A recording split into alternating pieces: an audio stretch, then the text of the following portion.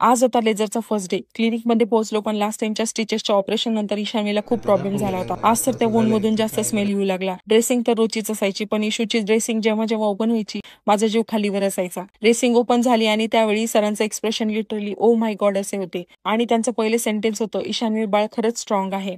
पण आता मी स्ट्रॉंग राहिले नव्हते कारण मला तिचं वूंड बघायचं झेपत नव्हतं. लेझरची मशीन स्टार्ट झाली आणि मला पहिल्यांदाच पाठ फिरवावी वाटली. होईल ना आता तरी चांगलं, काही प्रॉब्लेम तर होणार नाही ना, हेच सारखं म्हणत येत होतं. कारण ऑलवेज सगळ्या डॉक्टरांनी ठीक होईल, काळजी करू नका हेच सांगितलं होतं. लेझर स्टार्ट केलं आणि लेझरचे रेस डोळ्याने बघू नका आणि ईशान्वीचे आईज क्लोज करा असं सरांचे इन्स्ट्रक्शन होते. सरांनी 2-3 गनशॉट मारले आणि लेझरची मशीन बंद केली. आम्हाला वाटलं इशू खूप रडते म्हणून सरांनी मशीन बंद केली. पण त्यांनी इशूला आडवं टाकलं आणि नर्सला प्लकर आणायला सांगितलं. नेमकं काय चाललं हे आम्हाला कळेना.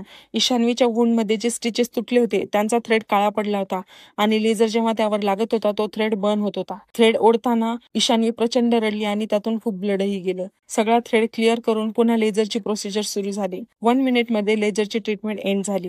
पण त्या 1 मिनिटामध्ये इशू दिवसभराचं रडून गेली. इशूला ड्रेसिंग केली आणि बाहेर आणलं. माझ्या ऑलवेज हसणाऱ्या इशूला आज हसू येत नव्हतं.